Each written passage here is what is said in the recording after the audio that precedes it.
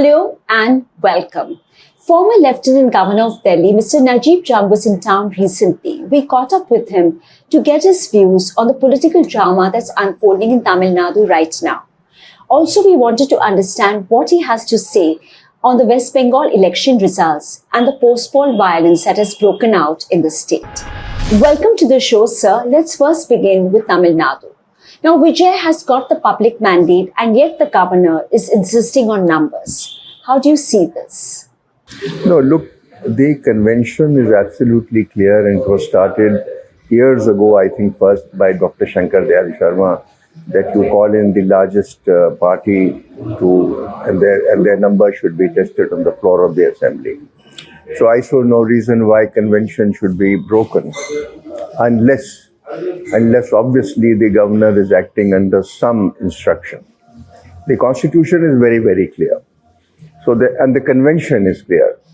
So to my mind, this was not a kosher decision on the part of the governor to ask Vijay to not to accept or to parade 118 in front of him. This was not done. There have not been precedents. That is the precedent, that the party with the largest numbers are invited and their strength is tested on the floor of the House.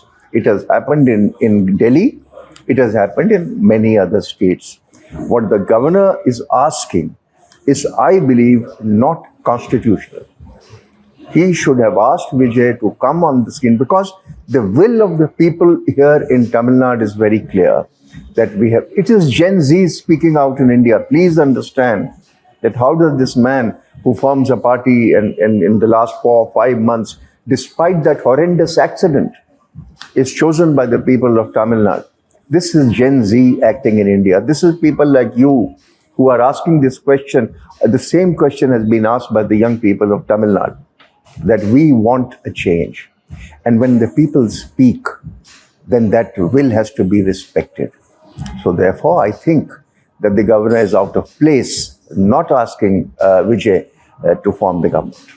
Do you think the governor is acting at the behest of the BJP at the centre? Look, this is the conjecture generally that people believe. It started with Governor Ravi, if you remember, that he was sitting into legislative bills for months on end. And at times, Supreme Court had to intervene. So this seems to have become the tradition with many governors to sit on bills or, shall we say, misuse powers if they can, at whoever behest, but certainly not in the interest of the Constitution. Do you think the governor's post should be abolished? No, I don't think it's become redundant. Because the governor does perform a very important role as the central government. This is a federal system, and therefore the central government has to have some kind of a representation in states. But to my mind, I'm very clear. The only thing is, which I would say, is that the governors have to rule by the Constitution. The Constitution is the Bible. Let us understand this very clearly. For all governors, all prime ministers, all judges, we leave our religious books at home. So there is no Quran, there is no Bible, there is no Gita here. The book in front of the governor is the Constitution of India, and that has to be followed. Now, coming to the West Bengal elections, Mamata has lost and BJP has won more than 200 seats. How do you see this?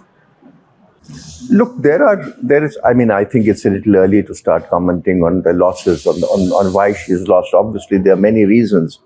Some people say that it was lack of governance on her part for many years, that West Bengal hasn't progressed, that there was grave misbehavior on the part of TMC workers and TMC MLAs, that they seem to have forgotten the concept of governance. On the other hand, let's not forget that the election hasn't been entirely fair. There is no doubt that the SIR has played a very sort of adverse role in this whole thing, that the role of the election commissioner is absolutely suspect. In fact, I will go to the extent of saying that the Supreme Court should have played a much more active role. One of the judges saying on the bench that it doesn't matter if you vote this time, you can vote next time. To my mind, That's a very unfair, if not an absurd statement, because my vote matters. I'm an Indian. If you see in Tamil Nadu, one gentleman has won by a single vote. Now, can you deny a person voting? And people have gone to Bengal from Delhi, from Bombay, from Madras to vote. So the role of the SIR, the impact of the SIR, the role of the election commissioner, and I suppose the inactive role of the Supreme Court all have contributed to a result which may well have been different. So one aspect may have been TMC's misgovernance, but the other aspect certainly is the role of many, many others to favor the Delhi party to come into power there. Things cannot be hidden for long. Things will come out. Gyaneshwar Prasad is there today. There will be somebody else tomorrow. Nobody is here for permanence. So let me talk on one side, please. So therefore, I don't think that things will be hidden. We all know what you are saying. You are yourself presenting statistics to us. That statistics is known. If you go by what Yogendra Yadav had been saying, if you go by what Professor Devi has been saying, we know what's happening. So nothing is hidden at the moment. The bulldozer has made an entry in West Bengal now. What do you think of the post-poll violence that has got unleashed in the state? Bulldozer seems to have become a fashion in many states. That's really unfortunate. It is true, and we hear that the names of Muslims are being removed. We are told one of the major markets where the meat shops were hurt. You know, this is not the Bengal tradition. To my mind, Bengal is one of the most cultured states that we have. Typically speaking, both Tamil Nadu and Bengal are known for their culture. Bengal is known for its sophistication in terms of films, in terms of music, in terms of art, and the beauty of Rabindra Sangeet and the language itself. So when you bring in bulldozers, when you bring in hooliganism, you are actually hurting the soul of Bengal.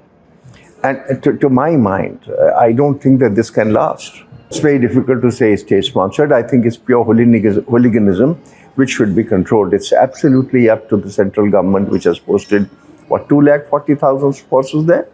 It's their job to control what's happening. No administration, no state government wants a breakdown of law and order. Please understand that. No administration wants it, whichever it may be. So if there is a breakdown, it's obviously hooliganism, which must be brought down with a very heavy hand. Sir, you had filed a PIL in Supreme Court recently, asking the court to frame some guidelines on hate speech.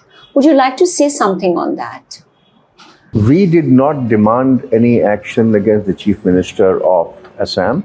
That action was being taken independently through FIRs against him. What perturbed us was his showing a gun at some Muslim youth. And then, of course, his speeches, which were coming consistently, that persuaded us to approach the Supreme Court.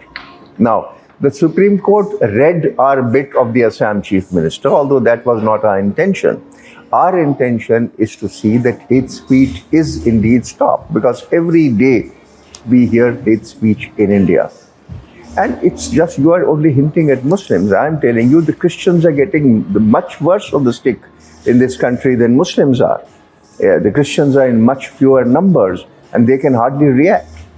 So therefore, we wanted the Supreme Court to lay down guidelines that there has to be an end to hate speech, and where you must get off this horse. That has to come to an end.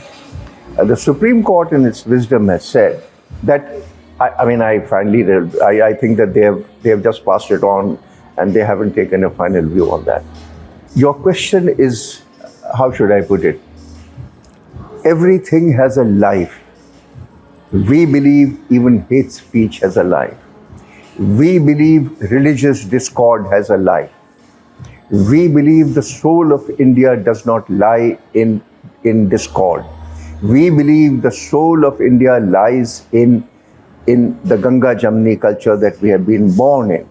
We believe in what Swami Vivekananda said in the religious conference in Chicago. We believe what Baba Bulle Shah says about Hindu-Muslim Sikh unity. We believe in the message of Nanak. We believe in the message of Gandhi and Kabir. And therefore, if this is a period where aggression is taking a serious form, we believe it has a life. And people like you are asking me those questions because you are concerned. Those questions would not come up. You gentlemen would not be here if you were not concerned. And I see that concern all over India. Look, like I said, there are phases in every democracy. Indian democracy is only 75 years old. You look at British democracy, it started in 1360. The strength of the British democracy was when Cromwell asks King Stuart to leave Parliament. For heaven's sake, go, he says. And at the command of Parliament, the king is beheaded. Now, that is 6-7 centuries behind it. We are 75 years old. So we are an evolving democracy. To say that we have hit a pit, we may have declined. You may be seeing signs of what the Lib Dems, or what is it called? There's an organization in Sweden, I'm forgetting the name, which calls us autocratic democracy. VDem. Now, Varieties of democracy. Yeah, so VDem. But I would not go to that extent. I really think that we are an evolving democracy. People of India has proved that we are democratic by giving a powerful party just 240 seats in Parliament. You should imagine that had they got 10 seats less, it would have been a different government, and then you would have said democracy is very strong. So, 5-10 seats idhar udhar don't make democracy fail. Let's give it time.